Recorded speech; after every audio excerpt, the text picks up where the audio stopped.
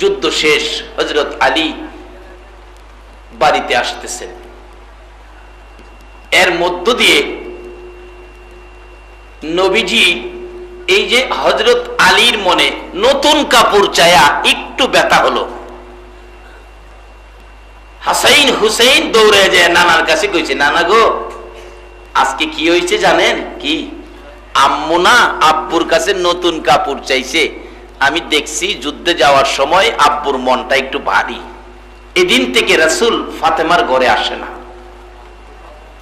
3 দিন পার হয়ে গেছে, আসে না।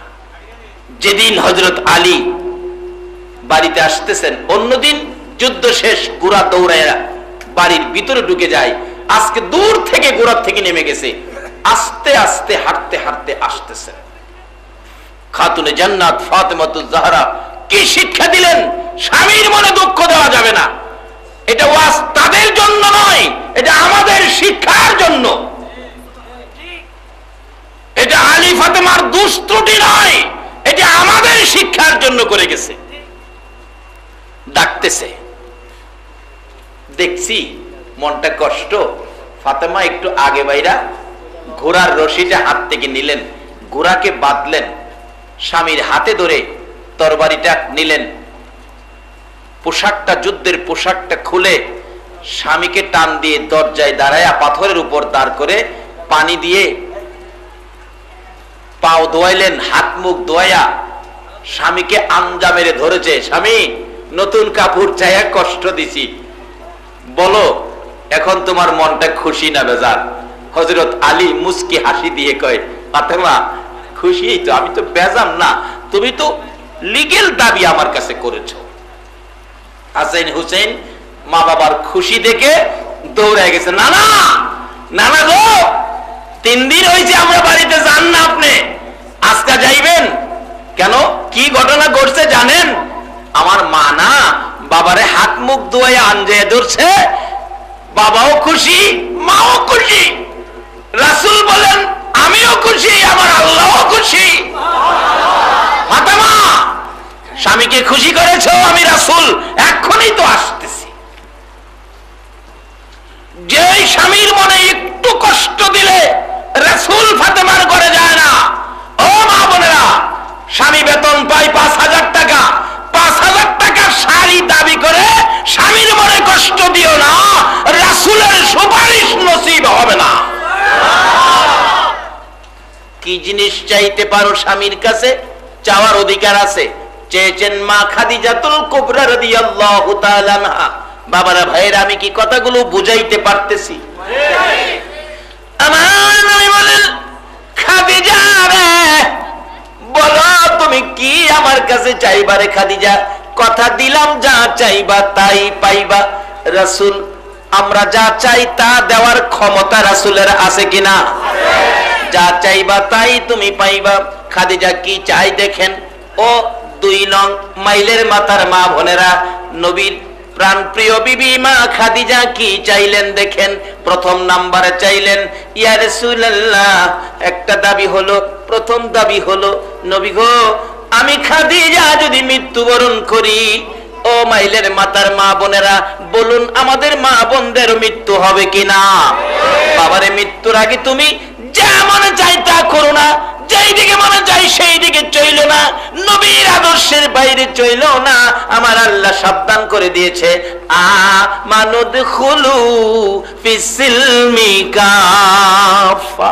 ও ইমানদার বিশ্বাসীরা, নারী এবং পুরুষেরা, তোমরা পুরাপুরি ভাবে ইসলামে ঢুকে যাও। মা খাদিজা কি দাবি করেছেন স্বামীর কাছে শুনুন।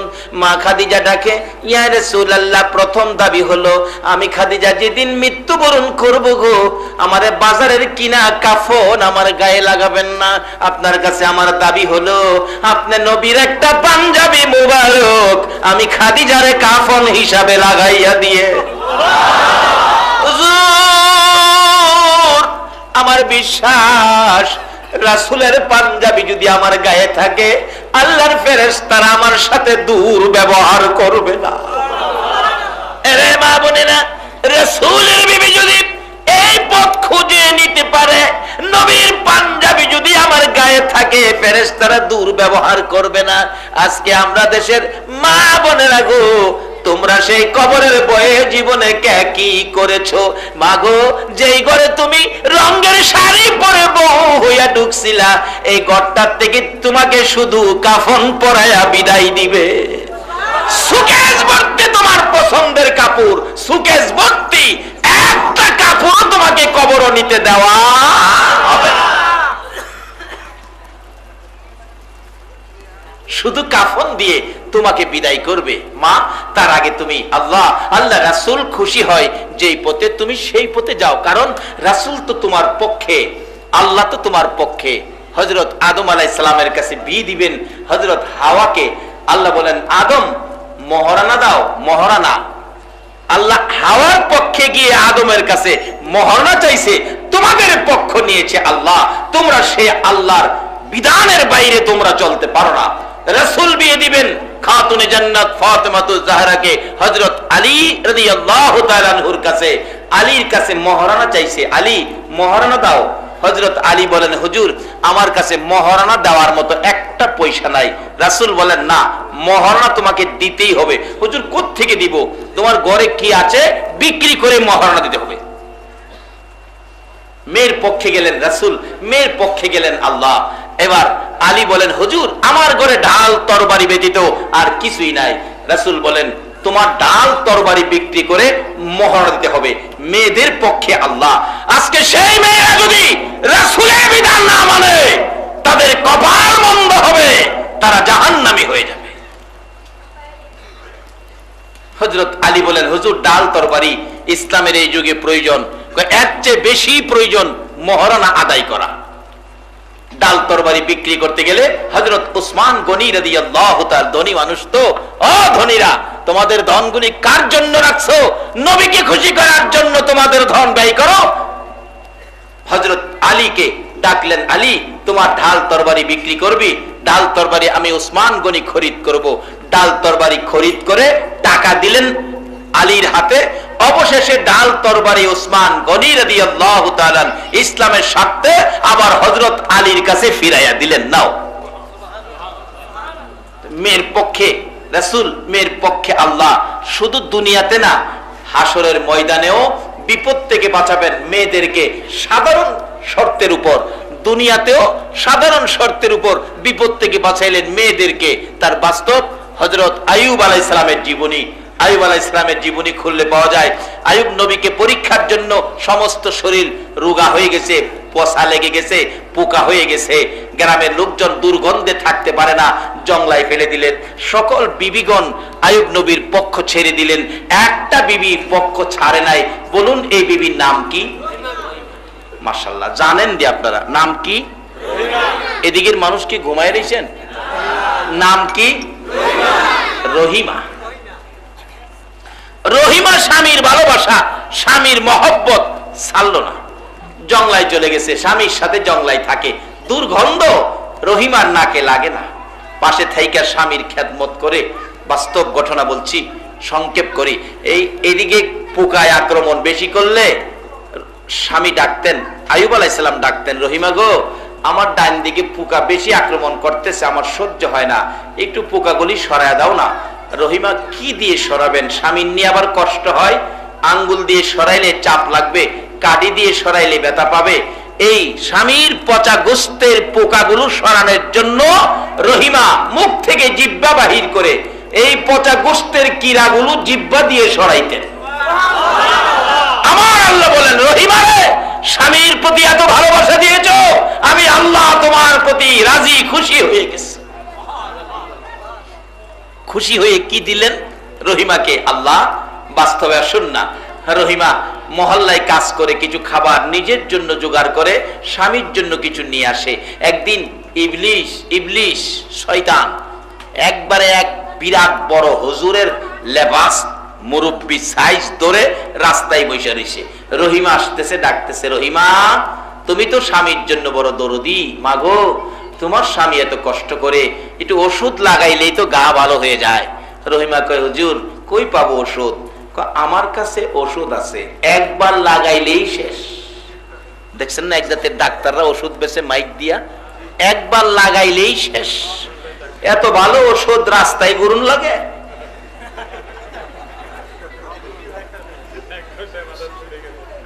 ইবলিস ডাহে, রহিমা একবার লাগাইলেই শেষ। স্বামীর জন্য ওষুধ নেওয়া দরকার। হুজুর আমার তো টাকা নাই, কি দিয়ে নিব? ইবলিস কয়, রহিমা তোমার মাথায় চুল আছে, সুন্দর চুল, চুল কি করবি? তোর স্বামী অসুস্থ, চুলগুলি যদি আমারে কাইটা দেস আমি তোরে ওষুধ দেব। রহিমা কয়, তা তো যুক্তিসঙ্গত, আমি চুল দিয়ে কি করব? স্বামীর ভালোবাসায় মহব্বতে নিজের চুল কাইটা ইবলিসের হাতও দিছে হুজুর মনে করে। খালি বড় হইলেই হুজুর মনে করেন না। চুল কাইটা দিছে, ওষুধ হাতে দিছে, অহন দেহে ইবলিস নাই। রহিমা যাইবার আগেই ইবলিস যায়া আয়ুব নবীর কাছে খবর পৌঁছাইছে, আয়ুব জংলায় বেড়ে থাকো, বিবির খবর রাখো, বিবি জানি কোন অপরাধে ধরাত পড়ছে, চুল কাইতে লাইছে মহল্লার মানুষ। আচ্ছা চুল কি মহল্লার মানুষে কাটছিন? এই শয়তান আছে না? হলো একটু বুঝা হইনা চললেন। মাগো তুমি বেপরদার হইও না, এই শয়তানের সাথে তোমার বন্ধুত্ব কইরো না। বলুন মহিলারা, বেপরদা হইলে দাম বাড়ে না পর্দায় থাকলে দাম বাড়ে? এটা বাস্তব একটা ঘটনা। আমার এক বন্ধুর কাপড়ের দোকান বসছি, এক মহিলা পর্দা করে কাপড় কিনতে গেছে। মার্কেটে যাবেন, অফিসে যাবেন, চাকরি করবেন, বাজার করবেন, কোনো নিষেধ নাই, পর্দা করে যাবেন, বেপর্দা হয়ে যাবেন না। দোকানদার ডাকতেছে, খালাম্মা বসেন, খালাম্মা বসেন। আর বেপর্দা হয়ে কয়েকজন মহিলা ডাকতেছে, ভাবি আসেন। খালাম্মারে বসাই, ভাবিরে আসায়। আচ্ছা ইজ্জত কি বসাইলে বাড়ে না ঘুরাইলে বাড়ে? হ্যাঁ রে, এদিকে একবার নাই, এদিকে আবার নাই, ওদিকে কাপড়টা দেখেন, এদিকে দেখেন। আর খালাম্মারে বসাইছে, মিথ্যা বললে আল্লাহ শুনতেছে। খালাম্মা বসেন, যাদের ভাবি রাহে এদের অনেকের বিয়া হয়েছে না, আরে ভাবি রাহে মস্কারি করে। আর খালাম্মা পর্দা করে আসাতে খালাম্মা। আচ্ছা খালাম্মার ইজ্জত বেশি না ভাবির ইজ্জত বেশি? খালাম্মা কে হয় বলুন? মাশাআল্লাহ বলুন, কে হয়? মায়ের বোন। কোন মা? যে মায়ের পায়ের নিচে, যে খালার সামনে আপনি চিৎকার দিতে পারেন নাই, নিজের ছেলেটারে কুল থেকে নামায়া আপনারে কুলে নিছেন, সেই খালাম্মা। আর ওখানে সভ্য সমাজ নাম ঘুরাইছে, খালাম্মার ডাহে না, ওখান জানি কি ডাহে? আন্টি। আর খালুর জানি কি ডাহে? আঙ্কেল। অথচ আঙ্কেলের ইতিহাস পাইছি ঢাকার হযরত মাওলানা কাফিলউদ্দিন সালেহী সাহেব, কত বড় জ্ঞানী। উনি বললেন আমাদের দেশের সভ্য সমাজ বাইর করছে চাচারে, খালুরে আঙ্কেল ডাকতো। আমি বিদেশের জমিনে দেখাইছি আঙ্কেল কারে ডাকে, এই যে জুতা সেলাই করে হেরারে আপনারা কি কন, ওই ইংল্যান্ডে দেখাইছি মুসিরে ছেলেরা আঙ্কেল ডাকে। আর আমাদের দেশের লোক এটারে বড় উচ্চ ভাষা মনে করে আইনা ফিট করছে, হনে আঙ্কেল ডাকে।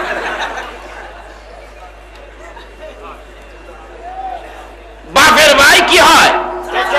বাঙালি কোন গেলে বাপের ভাই চাচা হয়। এর চেয়ে সুন্দর আর শব্দ তুমি কোত্থেকে পাইলে? আঙ্কেল কে তোমার শিক্ষা দিল? এগুলি সংস্কৃতি নয়, এগুলি সভ্যতা নয়, এগুলি মানবতা নয়। রাসূলের জীবনে, সাহাবায়ে কেরামদের জীবনে চাচারে কেউ আঙ্কেল ডাকে নাই, খালাম্মারে আন্টি ডাকে নাই, খালাম্মারে খালাম্মা ডাকছে। খালাম্মা ডাকলে কিছুটা মার আভাস আছে না? খালাম্মা, হ্যাঁ দেখছেন, খালাম্মা কি সুন্দর, কি শান্তি। এখানে এটা নিয়ে সহজ করছে। এগুলি মানাটা আমাদের মুসলিম জাতির জন্য এটা শুভ লক্ষণ নয়। আমরা ইসলাম মানব, নবীর আদর্শ মানব। যদি নবীর আদর্শ মানেন, নবী আপনাকে না নিয়ে ফুল সিরাতের ফুল নবী পার হবে না। বাবারা, পর্দা করে যাওয়ার পরে দোকানদার কি ডাকলো? খালাম্মা। বেপর্দা হয়ে গেলে কি ডাকে? আচ্ছা, বাবির সাথে যে আচার আচরণ করা যায়, খালাম্মার সাথে কি সে আচার আচরণ করা যায়? দেখলাম বসাইলো, বসাইয়া জিজ্ঞেস করছে কাপড় কোনটা নিবেন। অল্প লাভে খালাম্মাকে কাপড় দিলেন, আর হেরারে 300 টাকার কাপড় 900 টাকা। আমি জিজ্ঞেলাম কি রে দোস্ত, এই কাপড় হেরারে এই বিডিরে কি দিলে, তার সাথে কেউ কথা কইস না, এটা দোকানদারি তুই বুঝতে না। তাহলে খালাম্মা হইয়া পর্দা কইরা গিয়া লাভ হইলো না বেপর্দা হইয়া লাভ হইলো? বাস স্ট্যান্ডের খতিব, আমি বাসে ঢাকা যাব, ড্রাইভার সাহেব নিচে বসলাম, পর্দা করে মহিলা বুরকা পরে ড্রাইভারের পাশের সিটে বসা। দেখলাম ড্রাইভার সাহেব কাছে গিয়ে বলতে, খালাম্মা আমি স্টার্টিং এ যাব, আমার একটু জায়গা দেন। আদবের সহিত সুন্দর ভাষায়, খালাম্মা একটু জায়গা দেন। আর যদি বেপর্দা হইতো, গাছটা চিপাদা দইরা স্টার্টিং এ যাইতো। এখন কি পর্দায় ভালো হলো না বেপর্দায় ভালো হলো? আজকে আমাদের দেশে মানুষকে শায়েস্তা করার জন্য কত জাতের বাহিনী বানাইছে, এরপরও মানুষ সুধা হয়। আমি বলবো কোন বাহিনী লাগবে না। এদেশের মহিলাদেরকে পর্দায় নেন, আর এদেশের যুবকদেরকে নবীর ভালোবাসা দেন, কোন বাহিনী লাগবে না। দেশ সুন্দর হবে, শান্তি হবে, সোনার বাংলার জমিনের নিচে আমার আল্লাহ সোনার খনি করে দেবে। কিন্তু শর্ত হলো এদেশের যুবকদেরকে নবীর ভালোবাসা শিখান, এদেশের মা বোনদেরকে পর্দায় দেন।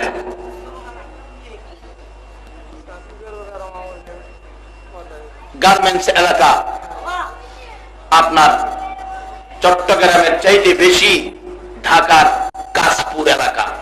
কাশপুর এলাকায় প্রত্যেক বছর মাহফিল করি, যেখানে 3 দিন গান হইতো খাজার শানে, এখন গানের পরিবর্তে 3 দিন মাহফিল হয়। আখিরি মোনাজাত আপনাদের দোয়ায় আমি অদমের উপরে থাকে, 3 দিনের শেষ দিন আখিরি মোনাজাত। এই পর্দার ওয়াজ করতে করতে কাশপুর এলাকায় যা দেখবেন, গার্মেন্টস শ্রমিক মহিলারা শতকরা 80% মহিলা এখন পর্দা করে যায়। বলুন, এই পর্দা করলে কি মাদের দাম কমে না বাড়ে?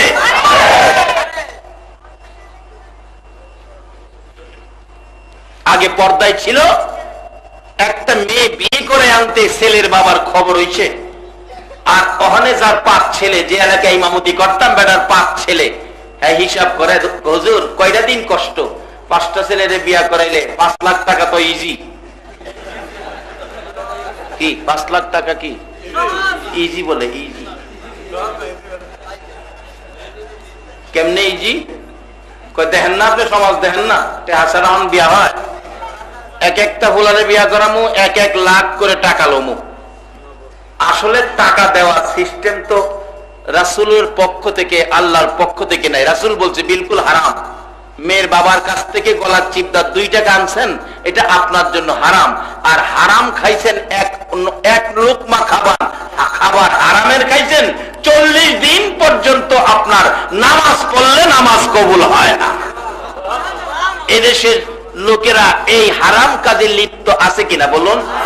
আসলে এই জন্য দায়ী হবেন মেয়েরা। মা, তুমি যদি পর্দায় থাকতা তাহলে তোমার ইজ্জত কমতো না, তোমার দাম কমতো না। তুমি বেপর্দা হওয়াতে আজকে মহারণা দিত ছেলেদের পক্ষ থেকে, এখন মহারণা দিতে হয় মেয়েদের পক্ষ থেকে।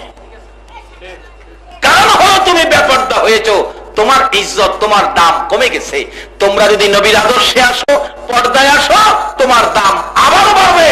তোমাদের পক্ষে আল্লাহ, তোমাদের পক্ষে রাসূল, তোমরা আল্লাহ রাসূল খুশি হবে। এই পর্দার থেকে মাগো, দুনিয়ার কিছুদিনের জিন্দেগির জন্য এই পর্দার থেকে তোমরা দূরে সরে যাও না। একদিন তোমাকেও সাদা কাফন দিয়ে কবরে বিদায় করে দিয়ে আসবে। পর্দার আদর্শ, নবীর প্রাণ প্রিয় কলিজার টুকরা মেয়ে খাতুনে জান্নাত ফাতেমাতুজ জাহরার জীবনী। একদিন কোন এক প্রয়োজনে নবীর কাছে গেলেন মা ফাতেমা বুরকা পরে। যাওয়ার পরে ঘরে ঢুকলেন, ডাকলেন, আব্বু এটা প্রয়োজনে আসছি। রাসূল বলেন, ফাতেমা তোমার প্রয়োজনটা পরে বলো, তোমার বুরগার সামনে দিয়ে আঙ্গুলের মাথা ডুববে এই পরিমাণ একটা ছিদ্র দেখা যায়, রাস্তায় কি ছিদ্রটা খোলা ছিল না বন্ধ ছিল? মাগো তুমি যদি এই ছিদ্রটা খোলা অবস্থায় আমার কাছে আইসা থাকো, আর এই ছিদ্রটা দিয়ে যদি নবীর মেয়ে ফাতেমারে কোনো বেগানা পুরুষ দেখে থাকে, তুমি মারা গেলে আমি রাসূল তোমার জানাজায় যাইতাম না। মা ফাতেমা বললেন, বাবা গো না না, আমারে কেউ দেখে নাই, নবীর মেয়ে হিসেবে কেউ আমাকে দেখে নাই। বাবা এই ছিদ্রটুকুন ভিতর দিয়ে এইভাবে মুঠ করে বন্ধ করে রেখেছি, ঘরের ভিতরে এসে ছেড়ে দিয়েছি, বেগানা কোনো পুরুষ দেখে নাই। আমার নবী বলেন, ফাতেমা রে এইভাবে সাবধান থাকতে হবে রে ফাতেমা, কোনোদিন বেপরদা হওয়া যাবে না। আমার নবী বিবিগণকে নিয়ে কথা বলছেন, একজন সাহাবী অন্ধ সাহাবী আসতেছেন। রাসূল বলেন, বিবিগণকে নির্দেশ দিলেন তোমরা পর্দায় যাও। বিবিরা বলেন, ইয়া রাসূলুল্লাহ উনি তো অন্ধ, আমাদেরকে দেখবে না, অন্ধ চোখে দেখে না। রাসূল বলেন, তোমাদেরকে দেখবে না, তোমরা তো তাকে দেখবা। হুজুর আমরা দেখবো, এটাও বেপরদায় শামিল হবে, পর্দায় যাও।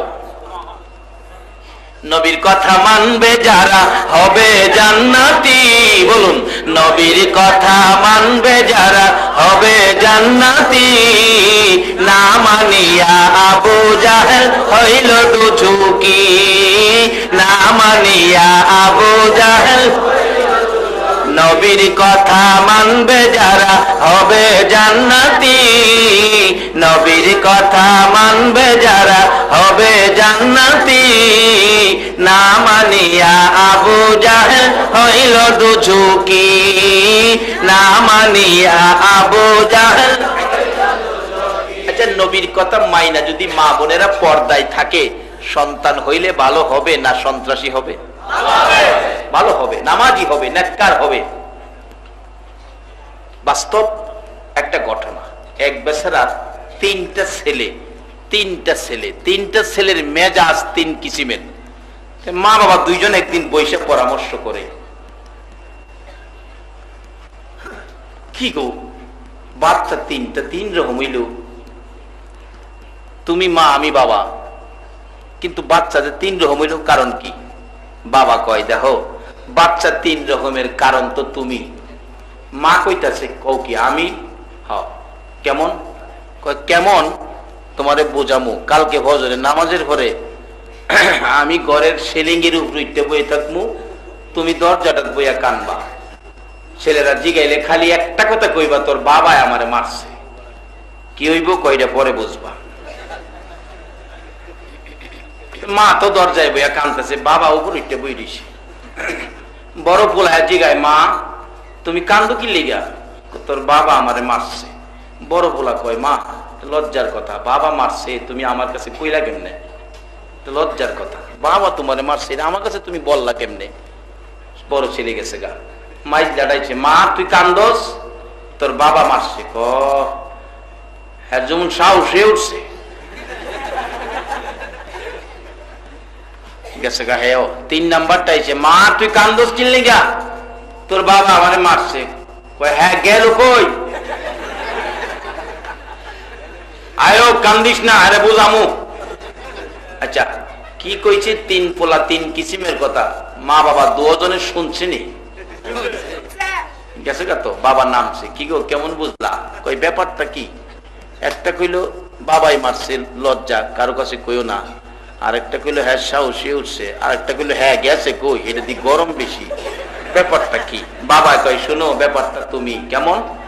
কই যে যেই ছেলেটা কইছে মা মারছে, লজ্জা কারো কাছে কইও না, তুমি নতুন বউ হিসাবে এই বাচ্চা যখন পেটে ছিল তুমি বেপরদা হও নাই। নতুন তো, নতুন নতুন হিসাবে তুমি বেপরদা হও নাই, পর্দা অবস্থায় বাচ্চাটারে পেটে রাখছো, এই জন্য তার মধ্যে আদব কায়দা নম্র ভদ্র আছে। মা বাবা মারছে তুমি কারো কাছে কইও না, লজ্জা, এই ব্যবহারটা পাইছো তুমি পর্দায় থাকা অবস্থায় বাচ্চাটা পেটে ছিল। আর কিছুদিন তো হয়েছে পরে এইটা পেটো, তুমি তো কিছু পর্দায় কিছু বেপর্দায় চলাফেরা করছো, এর লেগে এইটা কইছে সাহস বাইরে উঠছে। আর হেইটা যে গরম কি লেগে জানো? এরপরে তো তুমি এই দেশের মাতবরই,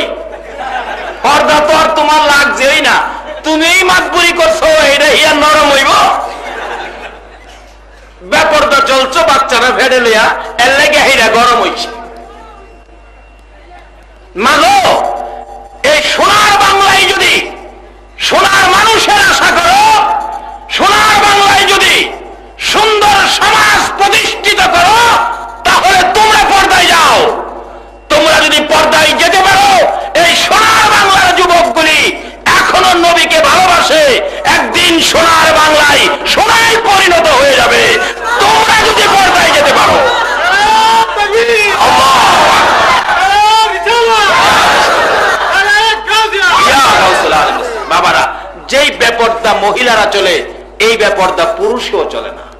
বলুন, কোন পুরুষ কি হাফ প্যান্ট পরে মার্কেটিং করতে গেছে? অথচ পুরুষ তো হাঁটুর থেকে নিয়ে নাভি পর্যন্ত, যেটা ডাইকা রাখা ফরজ, হাঁটুর থেকে নাভি পর্যন্ত এটুক ডাইকা রেখে চললে তার জন্য গুনাহ হবে না। কিন্তু কোন পুরুষ কি বাজারে এইভাবে হাঁটুর থেকে নাভি পর্যন্ত এটুক কাপড় পরে কি গেছে? আজকে পুরুষ পর্দায় থাকে কিন্তু মহিলারা পর্দায় নয়। মা, তোমাদের মতো একটা মহিলা 3 জন পুরুষকে জাহান্নামী বানাইতেছো। প্রথমত বানাইতেছো তোমার বাবাকে, যেই বাবা তার মেয়েটাকে পর্দার নির্দেশ দিল না। হাসরের দিন মেয়েটা বলবে বাবার বিরুদ্ধে কমপ্লেন, প্রভু গো, আমি জাহান্নামী হব কেন? বাবা আমাকে কেন পর্দায় থাকার জন্য বলল না? আমার বাবাকে জাহান্নামে দেন। যদি বাবা মারা যায়, বড় ভাই আমার গার্জিয়ান ছিল, বড় ভাই কেন আমাকে পর্দায় যেতে বলল না? বড় ভাইকে জাহান্নামে দেন। বিয়ের পরে স্বামী আমাকে কেন পর্দায় যেতে বলল না? কেন পর্দা করে আমাকে মার্কেটে নিল না? স্বামীকে জাহান্নামে দেন। একটা মহিলা 3 জন পুরুষের বিরুদ্ধে কমপ্লেন দিয়ে জাহান্নামে পাঠাবে, তারপরে সেই জাহান্নামে যাবে। বাবারা, কয়দিনের দুনিয়ায় নবীর আদর্শের বাইরে চলাফেরা করে চির জাহান্নামী হইয়েন না। আসুন আমরা নবীর কথা মাইনা চলি। বলুন, এই নবীর কথা মানা মা বোনদেরকে সহ দরকার আছে কিনা? কেন নবীর কথা মানবেন না? আমার নবী আপনার আমার জন্য কত ব্যথাই ব্যতীত। যেদিন আমার নবী উহুদের জমিনে মারতে মারতে 2টা দান মোবারক ভেঙ্গে ফেলেছে, মাথার লোহার টুপি ভেঙ্গে টুকরা টুকরা করে জমিনে ফেলে দিয়েছে।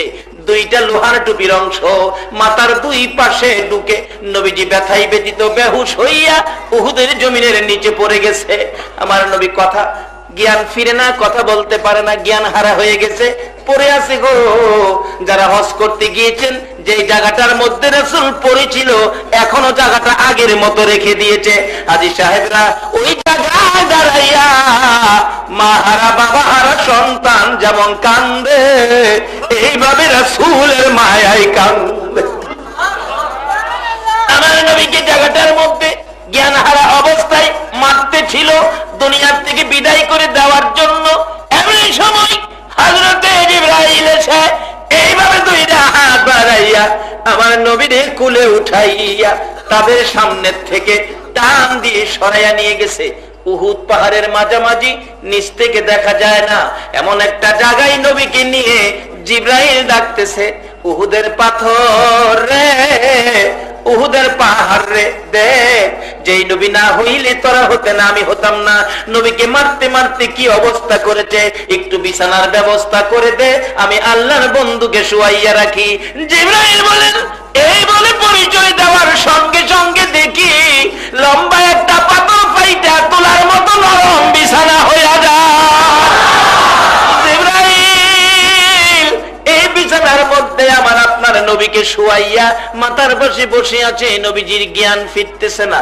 অনেকক্ষণ পর নবীজির জ্ঞান ফিরলে চোখগুলি খুলে ডান দিক বাম দিক মাথাটা ঘুরাইয়া চোখের পানিগুলো জর্জর করে ছেড়ে দিলেন। জিবরাইল বলেন, ইয়া রাসূলুল্লাহ, কাইদেন না, বলুন আপনার ব্যথার খবর। আমার নবী বলেন, জিবরাইল রে, আমাকে পাহাড়ের উপরে নিয়ে আসছো রে, আমার সাহাবীদের খবর কি? জিবরাইল বললেন, ইয়া রাসূলুল্লাহ, সাহাবীদের খবর পরে বলুন, আপনার খবর আগে বলুন। কি খবর বলবো হুজুর? আমি জিবরাইল অপেক্ষায় আছি, খবর পৌঁছাবো আল্লাহর কাছে। বলুন দাঁত ভাঙ্গা ব্যথা কেমন লাগে, মাথা ভাঙ্গা ব্যথা কেমন লাগে, আল্লাহর কাছে পৌঁছে দেব। আমার নবী কান্দে, জিবরাইল দাঁত ভাঙ্গা ব্যথার খবর জিগাইলি, মাথা ভাঙ্গা ব্যথার খবর জিগাইলি, আমার উম্মতের ব্যথার খবর জিগাইলি না। জিবরাইল রে, দাঁত ভাঙ্গা ব্যথা মাথা ভাঙ্গা ব্যথার চাইতে রে আমার গুনাহগার উম্মতের ব্যথা বেশি। আর এই উম্মতের কান্ডার নবী রহমতের ভান্ডার। বলুন, উম্মতের কান্ডার নবী, নবী বিনে রোজ হাসরে কে করিবে পার, নবী বিনে রোজ হাসরে উম্মতের কান্ডার নবী রহমতের ভান্ডার, উম্মতের কান্ডার নবী, মোদের নবী দয়ার সাগর, গুনাহগার উম্মতের পাগল, মোদের নবী গুনাহগার উম্মতের পাগল, রোজ হাসরে সেজদায় পড়ে কাঁদবে যারে যারে, রোজ হাসরে সেজদায় পড়ে কাঁদবে যারে যার, উম্মতের কান্ডার নবী রহমতের ভান্ডার, উম্মতের কান্ডার নবী। যাইয়া দেখো মদিনাতে কান্দে নবী রওজা পাকে, যাইয়া দেখো মদিনাতে কান্দে নবী রওজা পাকে, মাফ করিয়ে দাও গো খোদা উম্মত গুনাহগার, মাফ করিয়ে দাও গো খোদা উম্মত গুনাহগার, উম্মতের কান্ডার নবী রহমতের ভান্ডার, উম্মতের কান্ডার নবী। বলতেছিলাম যেই নবী এত ব্যথায় ব্যতীত হওয়ার পরেও নিজের ব্যথা গোপন করে আপনাদের ব্যথা প্রকাশ করে, বলুন এই নবীর কথাগুলো মানা আমাদের দরকার আছে কিনা? মা বোনেরা গো, মানো গো নবীর কথা, পক্ষে আসো। আমার নবী যে শিক্ষা দিয়েছেন মা বোনদেরকে, খাতুনে জান্নাত ফাতেমাতুজ জাহরা যে শিক্ষা দিয়েছেন মা বোনদেরকে, মা খাদিজাতুল কুবরা রাদিয়াল্লাহু তাআলা আনহা, এই দিকে আমাদের যাওয়ার দরকার আছে কিনা? মা খাদিজা চেয়েছেন আমার নবীর কাছে, কথাটা খেয়াল আছে? প্রথম নাম্বার জানি কি চাইছি? কাফনটা পরাবেন নবীর পাঞ্জাবি দিয়ে। নবীর পাঞ্জাবির দাম আসেনি? আল্লাহু আকবার।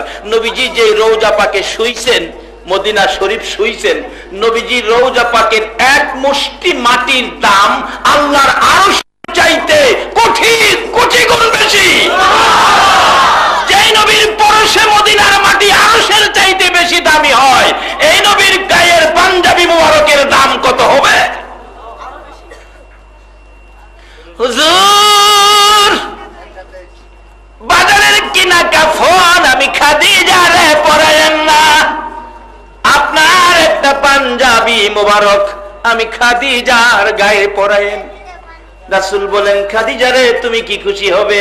জি, তাহলে যাও, কথা দিলাম আমার পাঞ্জাবি দিয়ে তোমারে কাফন পরাবো। দ্বিতীয় দাবি কি বলো? হুজুর আমাকে যে কবরে শোয়াবেন, আমি খাদিজা কবরের ভয়, আমি কেমনে কবরে থাকবো গো নবী? বলুন এই কবরে আমাদের প্রত্যেকের যাইতে হবে কিনা? আমার নবী বলেছে হাদিস শরীফে, আদ-দুনিয়া মাযরাতুল আখিরা, দুনিয়াটা আখিরাতের বাজার। কি সদাই করেছো গো মা বোনেরা, কি সদাই করেছো গো বাবারা ভাইয়েরা। বলতেছিলাম খাদিজা কি বাজার করে দেখো নবীর দরবার থেকে। এই দরবারে আমার নবী হলেন বিক্রেতা আর মা খাদিজা হলেন ক্রেতা। কিনতেছে, নবীজি বেচতেছে। কি সদাই নিয়ে যায় দেখেন। হুজুর আমাকে যে কবরের মধ্যে শোয়াবেন, এই কবরে আমাকে শোয়াইবার আগে আপনি নবী কিছুক্ষণের জন্য কবরে শুয়ে আসবেন। আপনি নবী যে কবরটা শুয়ে আসবেন গো, আমার মন কয় এই কবরে আযাবের ফেরেশতা আসবে না। যারে খাদিজা তুমি যদি খুশি হও আমি দাবিটা রাখলাম। হুজুর আরেকটা দাবি। কি দাবি? হুজুর আমি জানি মুলকিন নকির কবরে গেলে প্রশ্ন করবে। হুজুর গো আমি খাদিজার ভয় লাগে গো, কি প্রশ্ন জানি করবে, কি জবাব জানি দেব। হুজুর আমার ভয় হয়। আমার 3 নাম্বার দাবিটা হলো মুলকিন নকিরের সওয়ালের জবাব আপনি রাসূল কবরের পাশে থাইকা দিয়ে আসবেন। আমি খাদিজা মুলকিন নকিরের সওয়ালের জবাব দেওয়ার সাহস রাখি না। নবীজির প্রাণ প্রিয় বিবি মা খাদিজা যদি এই সিস্টেম করতে পারে, ও 2 নং মাইলের মাথার মা বোনেরা সেই কবরের বয়ে জীবনে কি করেছো? একদিন যে তোমাকে সাদা কাফন দিয়ে বাইরে কইরা দিব, তোমাকে কিছুই নিতে দিবে না।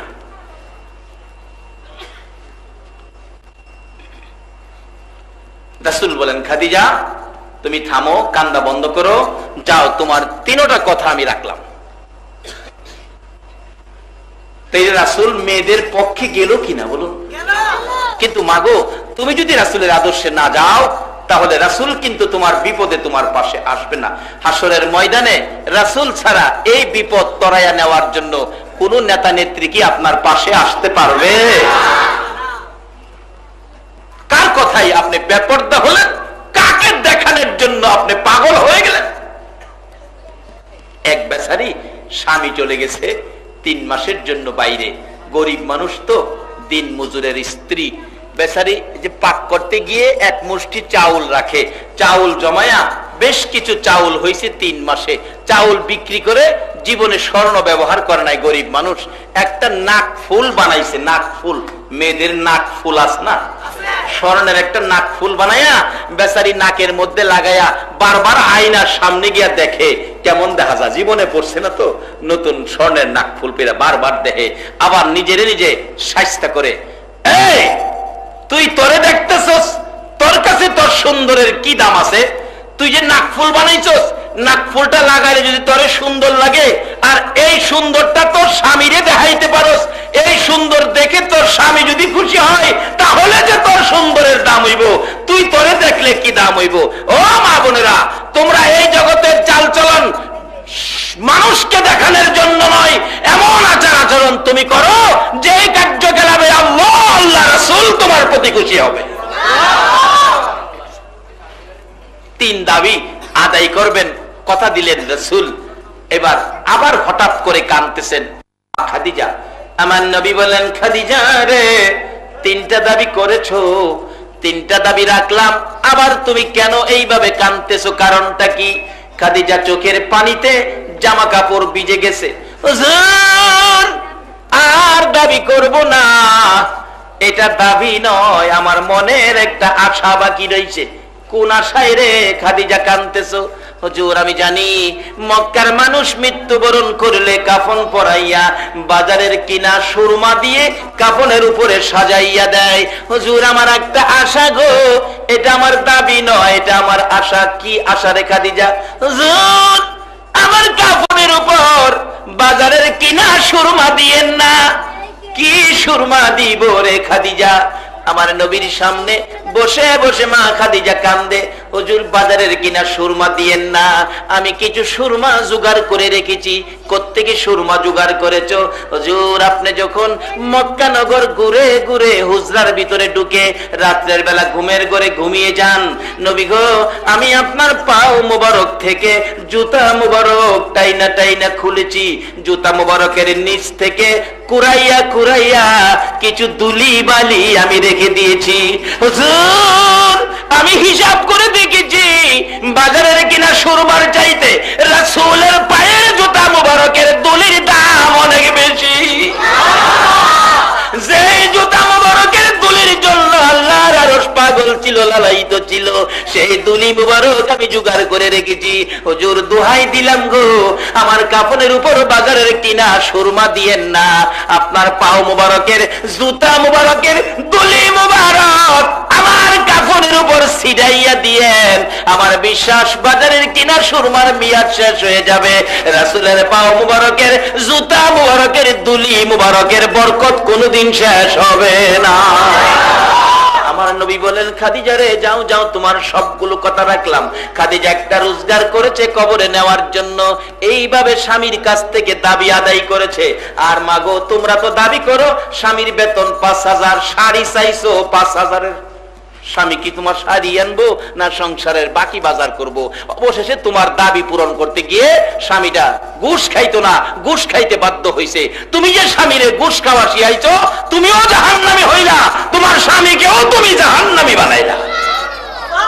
তোমার স্বামী যা রোজগার করে, তোমার জন্য যা রোজগার করে আনতে পারে, এটাই তুমি মাইনা নাও। স্বামীর রোজগারের বাইরে, সাধ্যের বাইরে দাবি দেওয়া স্বামীর কাছে করো না। মা খাদিজা স্বামীর কাছে কি দাবি করেছে? কাফনের কাপড়টা, নবী গো আপনার পাঞ্জাবি। যাই হোক, মৃত্যুর পরে এভাবেই দাফন করা হলো। দাফন করে খাদিজার কবরের পাশে, মক্কার ঘটনা বলছি, নবীজি বসে আছে, সাহাবায়ে কেরাম সব চলে গেছে, রাসূল যায় না। সাহাবীরা বলে হুজুর আইসে পড়েন জায়গা না, খাদিজার সাথে আমার ওয়াদা ছিল মুলকিন নকিরের সওয়ালের জবাব আমি রাসূল দেব। বলুন কবরের ভিতরের জবাব রাসূল উপর থেকে দিতে পারবে কিনা? এই ক্ষমতা কি আমার নবীর আছে? এই নবীর পক্ষে থাকুন, শুধু উপরের থেকে নিচে নয়, বাংলার জমিনের মুলকিন নকিরের সওয়ালের জবাব আমার রাসূল মদিনার থেকে দেওয়ার ক্ষমতা।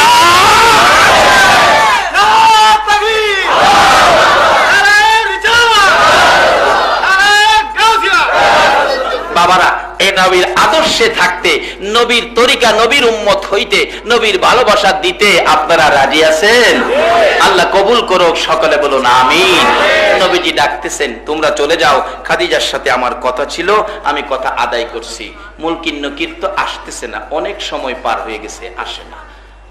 রাসূল পেরেশান হয়ে গেলেন, টেনশনে পড়ে গেলেন, কি ব্যাপার মুলকিন নকির আসতেছে না। এমনি সময় জিবরাইল আইছে। আল্লাহ কয়, জিবরাইল আমার বন্ধুর কাছে যাও, খবর পৌঁছে দিও। জিবরাইল আয়, ইয়া রাসূলুল্লাহ আল্লাহর সালাম গ্রহণ করুন। আমি জিবরাইলের সালাম গ্রহণ করুন। নবী গো বসে রইছেন। জিবরাইল, মুলকিন নকির কই? খাদিজার সাথে কথা ছিল, মুলকিন নকিরের সওয়ালের জবাব আমি দিব, খাদিজা কাঁদছিল কবরের বয়ে। জিবরাইল বলেন, হুজুর আল্লাহ পাঠাইছে, খাদিজা যেদিন মুলকিন নকিরের সওয়ালের বয়ে দুনিয়ার জমিনে কাঁদছে, এই খাদিজার কান্না দেখে আমার আল্লাহর মায়া হয়েছে। নবী গো আপনার অপেক্ষা করতে হবে না, এই কান্দার অবস্থার উপর, এই কান্দার প্রতি আল্লাহর মায়া হয়ে খাদিজার মুলকিন নকিরের সওয়ালের জবাব আপনি দেওয়ার আগে আমার আল্লাহই আদায় করে দিয়েছে। মাগো আসুন আমরা কবরের বয়ে কান্দি, নিজের অপরাধগুলি নিয়ে আল্লাহর দরবারে কান্দি, নবীর ভালোবাসায় জিন্দেগি করি, নবীর কথা মতো আমরা বেপরদা ছেড়ে দিয়ে নবীর আদর্শ মাফিক পর্দায় ঢুকি, নবীর মেয়ে খাতুনে জান্নাত ফাতেমাতুজ জাহরার বইগুলি পড়ে ওই আদর্শগুলি আমাদের মধ্যে রাখি। আল্লাহ আমাদেরকে সেই বুঝ, সেই শক্তি, সেই তৌফিক দান করুক, সকলে বলুন আমিন। বাবার আজকের মাহফিলের আয়োজন যিনারা করেছেন, আল্লাহ তাদের আয়োজন কবুল করুক, তাদের জন্য দোয়া করব। তার আগে একটু দুরুদ ও সালাম আমরা মদিনা পাঠাবো। আপনারা কি যে কাজ আল্লাহ করেন, ফেরেশতারা করে, ইমানদারদেরকে ডাকার করার নির্দেশ দিয়েছেন, ইমানদার হয়ে আল্লাহর ডাকে নবীর উপর দুরুদ ও সালাম পাঠ করতে কি আপনারা রাজি আছেন? আসুন আমরা একটু দুরুদ ও সালাম মদিনা পাঠাইয়া নবী সালাম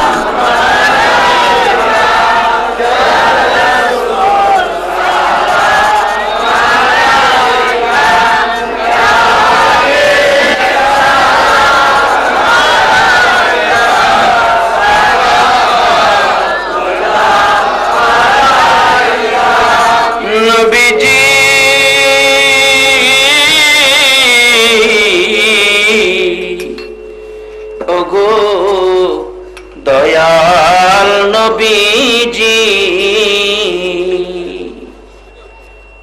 মুদের এতিম বানাইয়া আছো গো মদিনায় লোকাইয়া, ডাকি যে বাংলায় দাঁড়াইয়া দেখো না একবার আসিয়া, ইয়া নবী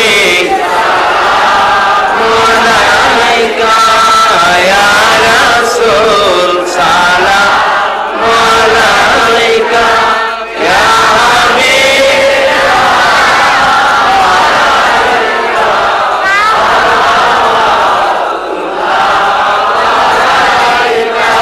দুরুদি ওগো উম্মতের দরদি। 63 বছর কাঁদছো তুমি উম্মতি উম্মতি বলিয়া, এখনো কান্দিতে আছো মদিনাতে শুইয়া। মদিনারে ও সুন্দর মদিনা, মদিনার পাহাড়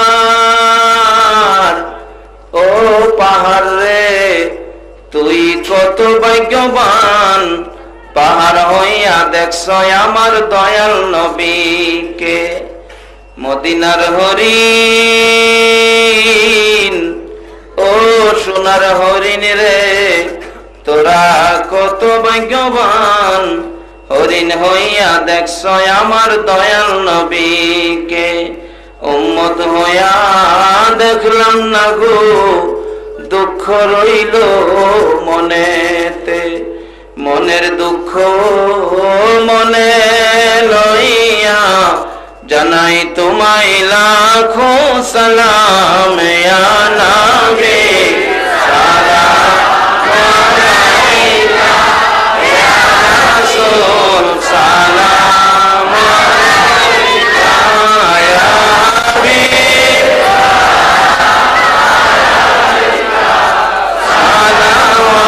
সালাওয়াতুল্লাহ। চাইছেন আপনাদের জন্য দোয়া, যারা চান নাই আপনাদের জন্য দোয়া। বাবারা এত রাত পর্যন্ত কষ্ট করেছেন, আল্লাহ আপনাদেরকে কিছু দিবে, খালি ফেরত দিবে না। প্রথমত আমাদের দাবি ছিল আল্লাহ যেন জীবনের গুনাহগুলি মাফ করে দেয়। জীবনের গুনাহ মাফের জন্য এই কষ্টটা, এটা একটা বাস্তব উসিলা। আর আমাদের শেষ দাবি ছিল নবীজিরে ঘুমের ঘরে স্বপ্নে দেখার। আল্লাহ যেন নবীজিকে আমদিন ঘুমের ঘরে স্বপ্ন দেখাইয়া দেন। আল্লাহুম্মা আমিন, আল্লাহুম্মা আমিন। রব্বানা যালামনা আনফুসানা ওয়া ইল্লাম তাগফির লানা ওয়া তারহামনা লানাকুনান্না মিনাল খাসিরিন। রাব্বিরহামহুমা কামা রাব্বায়ানি সাগীর। রব্বুল আলামিন, তোমার আদুরের বান্দা লইয়া রাত্র 2:30 বাইজা গেছে, তোমার বান্দার হাত বাড়াইছে। তোমার আদুরের বান্দার হাতগুলো দেখলে তোমার মায়া লাগেনি।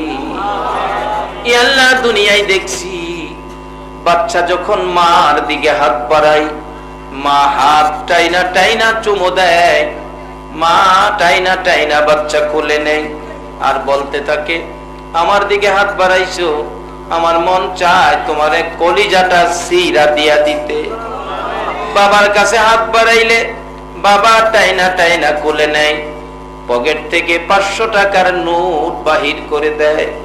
মাবুদ, মা যদি এত মায়া করে গো, বাবা যদি এত আদর করে, সন্তানে হাত বাড়াইলে মা কলিজা সিরা দিতে চায়, বাবা পকেট থেকে 500 টাকার নোট দিয়ে দেয়। রাত্র গভীর, তোমার আদরের বান্দা বান্দিরা তোমার 99 ভাগ মায়ের দুয়ারে হাত বাড়াইছে। আল্লাহ, তুমি তোমার বান্দারে কি দিবা গো, কি দিয়া বিদায় করবা গো, কি দিয়া খুশি করবা গো? আর কিছু দাও বা না দাও, এই মাহফিলে আমরা যারা হাত বাড়াইছি আমাদের তামাম জিন্দেগীর গুনাহগুলো ক্ষমা করে দাও। ক্ষমা যে চাইলাম, ক্ষমা করছো নি গো আল্লাহ? ক্ষমা যদি না করো, কবে জানি মৌতের চিঠি লইয়া আজরাইল আইসা যায়, কবে জানি সুন্দর বিছানার থেকে 4 জনে দৌড়ে দৌড়ে টাইনা টাইনা বাহির করবে, উঠানের কিনারে পর্দা টানাবে, উত্তর দিকে মাথা দিয়ে শোয়াবে, নাকে কানে তোলা লাগাইয়া জীবনের শেষ গোসলটা করাবে, সাদা কাফন পরাবে। আল্লাহ আল্লাহ, সাদা কাফন পরাইয়া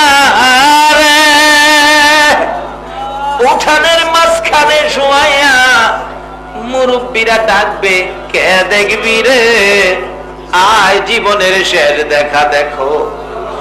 আদরের ছোট্ট ছেলেটা দৌড়ায় এসে বাবার মাথার পাশে দাঁড়ায়া একটা চিৎকার মারবে, বাবা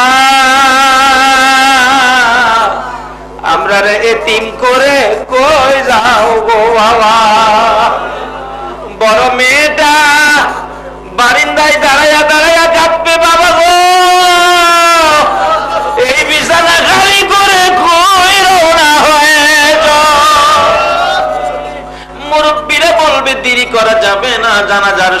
হয়ে গেছে। চারজনে কাঁধে লইয়া যখন বাড়ির থেকে বাহির হবে রে, আর এই বাড়িতে আসা হবে না। ওই দিন আসার আগে আজকের মাহফিলে আমরা যারা হাত বাড়াইছি, আমাদের তামাম জিন্দেগীর গুনাহগুলো ক্ষমা করে দাও আল্লাহ গো। জীবনের গুনাহ ক্ষমার আসার দরখাস্তের পর আরেকটা দরখাস্ত করি, তুমি কিন্তু রাগ হইও না। তুমি যদি রাগ হও গো, তোমার বান্দার মনের দুঃখ কার কাছে কইব? আজকের মাহফিলে যারা রাত্রে 2:30 পর্যন্ত বসে হাত বাড়াইছে, কি জানি তাদের মনে দুঃখ রে আল্লাহ, কি জানি তাদের মনে ব্যথা গো। কার মনে জানি ব্যথা? হুজুর আমরার মা নাই গো, আমরার মা নাই গো, মা দরদি মা, মা গো দরদি মা, দরদি বাবা কার জানি নাই রে, যেই বাবা মাতার গাম পাতাই পড়তো, সন্তানের রোজগার করে লালন পালন করেছে। বাবা সন্তানের জন্য কত মায়া গো। রাত্রে 12টায় বাড়িতে আইসা যদি দেখছে সন্তানটা বাড়িতে নাই, কই গেল কই গেল কইয়া বাবা দি হারিকেন লইয়া রাস্তায় রাস্তায় দৌড়ছে। কিছু মানুষের বীর দেখলে বাবা ডাক মারছে, আব্দুল মালেক আসুনি, আমি তোমার বাবা হারিকেন লইয়া আইছি। বাবুদরে বাবা হারা কে জানি হাত বাড়াইছে রে, এই হারিকেনটা কার জানি জীবনের তরে নিবা গেছে গো আল্লাহ। ওই মায়ের ভাবি কে হাত বাড়াইছো গো, মার কথা কেমনে বুইলা গেছো গো। যে মা সন্তান বাড়িতে না আসা পর্যন্ত রাত্র 2টাও যদি বাজছে, মা দরজাটা খুইলা দাঁড়াইয়া থাকতো। ওই বাড়ির দিকে তাকাইয়া দেখো না, যে দরজা 2টা পর্যন্ত খোলা থাকতো, এই দরজা কার জানি বন্ধ হইয়া গেছে। মারো ভাবি কারা জানি হাত বাড়াইছে গো আল্লাহ। মায়ের জন্য চোখের পানি ছাড়ো না, এই চোখের পানি কার জন্য রাখছো? তোমার মা কত কষ্ট করেছে। যেদিন আমরা দুনিয়াতে আসবো, মা প্রসব ব্যথায় পাগল পাগল হয়ে গেছে। একবার মাটিতে থাপ্পড় মারছে, আবার ঘরের বেড়ার মধ্যে থাপ্পড় মারছে। একবার মা ব্যথায় বিছানায় শুইছে, আবার ঘরের ফ্লোরের মধ্যে মা শুয়ে গেছে, গলা কাটা মুরগির মতো লাফাইয়া লাফাইয়া কাঁদছে। মাঝে মাঝে ডাক মারছে, আমার স্বামী কই গো, আমারে মাফ করে দিও গো, আমি বাঁচবো না। কত কত মা সন্তানের প্রসবের ব্যথায় দুনিয়া ছাড়ছে রে আল্লাহ। মায়ের অভাবী কে জানি হাত বাড়াইছে। মায়ের অভাবীরা কি করে নিজে দেখেছি। একটা মায়ের পাগল ছেলে বিদেশ থাকতো, সপ্তাহে সপ্তাহে টেলিফোন করে, মা মা তুমি কেমন আছো আমারে জানাইও। মা জবাব দেয়, বাবা গো টেলিফোন করে সারা পয়সা নষ্ট করতেছো, পয়সা চিনো বাবা, পয়সা চিনো। ছেলেটা জবাব দেয়, মা গো আমি পয়সা চিনি না গো মা, আমি চিনি আমার দরদি মা। মা গো দরদি মা, মা আমি পয়সা চিনি না, আমি চিনি আমার দরদি মা। মা বাধা দিও না, আমি টেলিফোন করব। হঠাৎ করে মা অসুস্থ হয়ে গেছে। ডাক্তার বলেন আপনার অবস্থা ভালো না, মৃত্যু হয়ে যাবে। মা ছেলের বাবাকে ডাইকা ডাইকা বলতেছে, ও মন্নানের বাবা, আমি বলে বাঁচবো না। ডাক্তার বলছে আমি যদি মরে যাই, ছেলেটারে কইলাম মৃত্যুর খবরটা শোনাইও না। যদি মৃত্যুর খবর শোনাও, আমার মন কয় আত্মহত্যা করবে। একটা চিঠি লেখা পাঠাও, মন্নান রে আয় তোর মারে দেখা যা। এই চিঠি পাঠাইয়া 2 দিন পর মা দুঃখিনীর মৃত্যু হয়ে গেছে। এলাকার লোকেরা কয় মন্নানের কাছে খবর দিও না, খবর দিলে বিপদ হবে, আসো আমরা দাফন করে ফেলি। দাফন করে ফেলছে রে। এই রাত্রে মন্নান ঘুমের ঘরে স্বপ্নে দেখে মা ডাকতেছে, মন্নান আইলি না রে, মারে দেখলি না, টেলিফোন আর কার কাছে করবি রে বাবা, আমি তোর মা কবরে চলে গেছি। মন্নান ঘুম থেকে উঠে মা মা কইয়া কাঁদতেছে। বন্ধুরা বলেন কি হলো? স্বপ্নে দেখেছি আমার মা মারা গেছে। স্বপ্নে মানুষ কত কিছু দেখে। সকালবেলা টেলিফোন করে খবর নাও। সকালবেলা টেলিফোন করছে, টেলিফোন বাজে রে, মন্নানের টেলিফোন। কে ধরবে রে?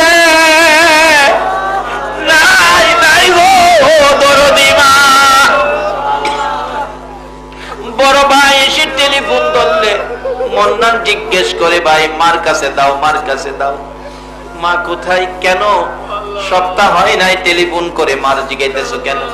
মন্নান বলেন, বড় ভাই স্বপ্নে দেখেছি আমার মা নাই, বিদায় টেলিফোন করেছি, তাড়াতাড়ি মার কাছে দাও, আমি আর বিদেশ থাকবো না, আমি কালকে বাড়িতে চলে আসবো।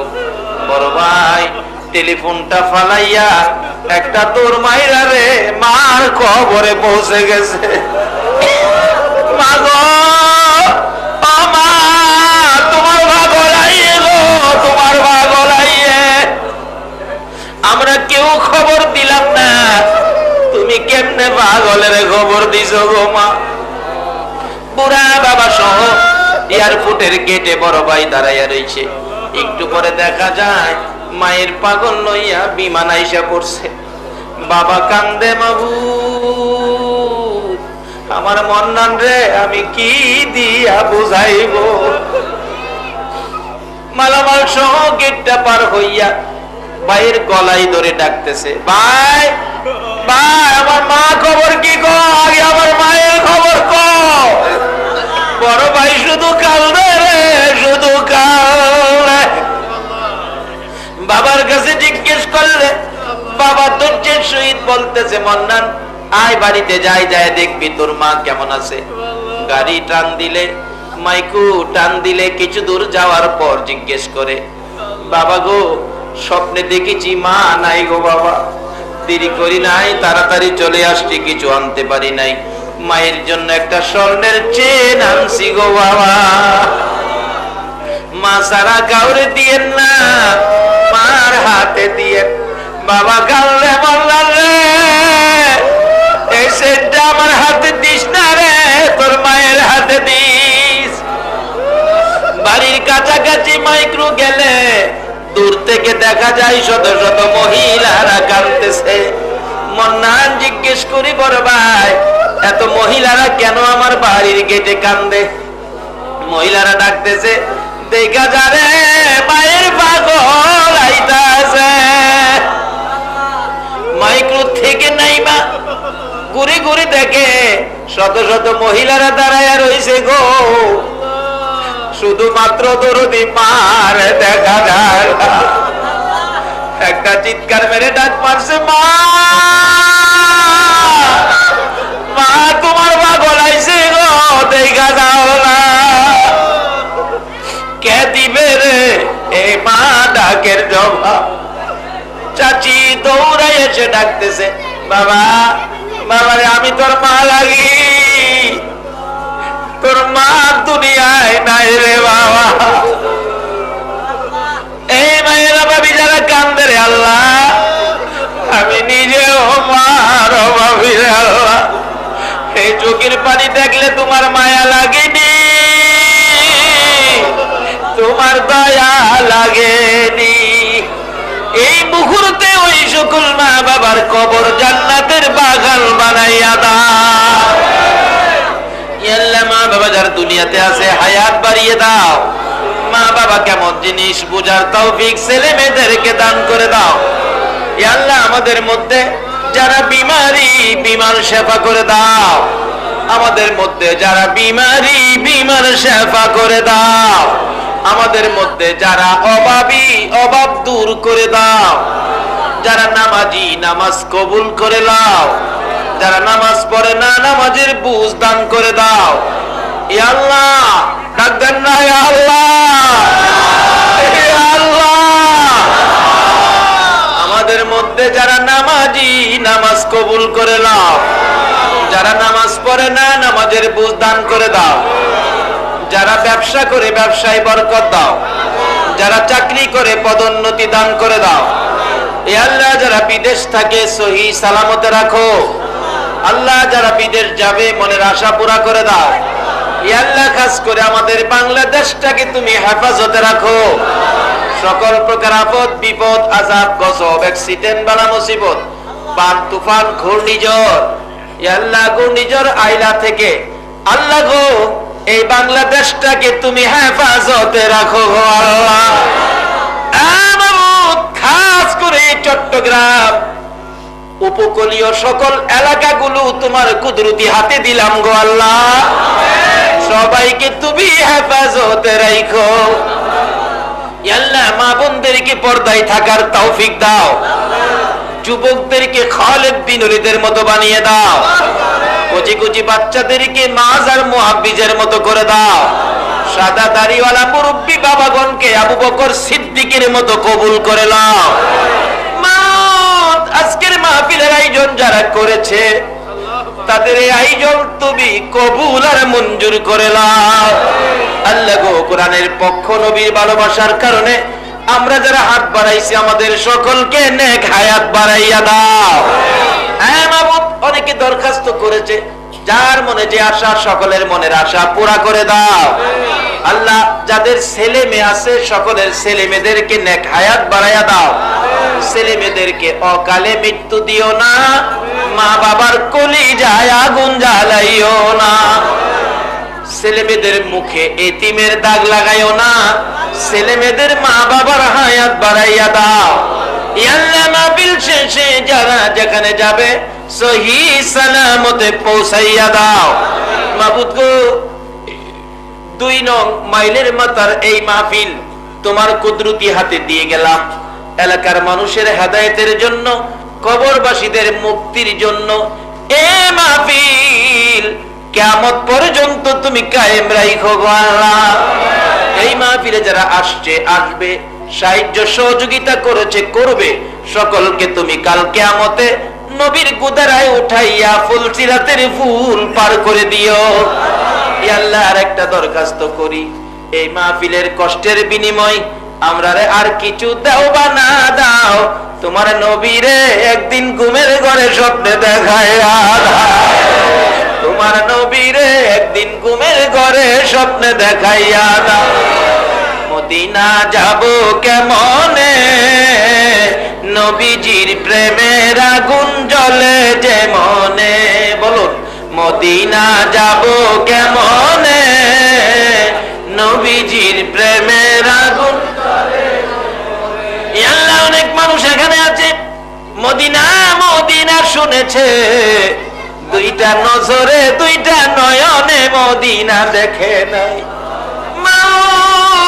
মাবুদ রে, যেই নবী আরশে গেল না, সিদরাতুল মুনতাহায় গেল না, জান্নাতুল ফিরদাউসে গেল না, উম্মতের মায়ায় মদিনার মাটিতে শুইল, ওই নবীর মদিনা না দেখাইয়া আমাদের কারো গায়ে সাদা পোশাক পরাইও না। মদিনা যদি যাইবার তৌফিক না দাও, মদিনাওয়ালারে একদিন ঘুমের ঘরে স্বপ্নে দেখাইয়া দাও। নবীজিকে স্বপ্নে না দেখাইয়া কবরের জগতে কাউরে তুমি ডাক দিও না। ইয়া আল্লাহ মা বোনদেরকে সহ আজকের মাহফিলে যারা হাত বাড়াইছে, যার মনে যে আশা সকলের মনের আশা পুরা করে দিও গো আল্লাহ। আল্লাহ আবারও বলি, যত বিমারি আছে সকল বিমারিকে মাহফিলের উসিলায় শাফা করে দাও। আল্লাহ মাহফিল শেষে যারা যেখানে যাবে সহি সালামতে পৌঁছাইয়া দাও। ইয়া আল্লাহ চট্টগ্রাম ওলি আল্লাহর দেশ, আল্লাহ এই জমিনে বসে আমি নবীর বাগান মাদ্রাসা করেছি, আল্লাহ নবীর বাগানটুকু সাজাইবার তৌফিক আমাদেরকে দান করে দাও। আল্লাহ, নবীর ঘরের পক্ষ থেকে আবদার করেছি, আল্লাহ নবীর আশিকদের 2 টাকা 1 টাকা দান কবুল করে কাল কিয়ামতে নবীর গুদারায় উঠাইয়া ফুল সিরাতের ফুল পার করে দিও। যতগুলো দরখাস্ত করলাম মাহফিলের উসিলাই, দুরুদ ও সালামের উসিলাই, সবগুলো তুমি কবুল আর মঞ্জুর করে নাও। ওয়া সাল্লাল্লাহু তাআলা আলা খায়রি খালকিহি মুহাম্মাদিন ওয়া আলা আলিহি ওয়া আসহাবিহি আজমাইন বিহাক্কি লা ইলাহা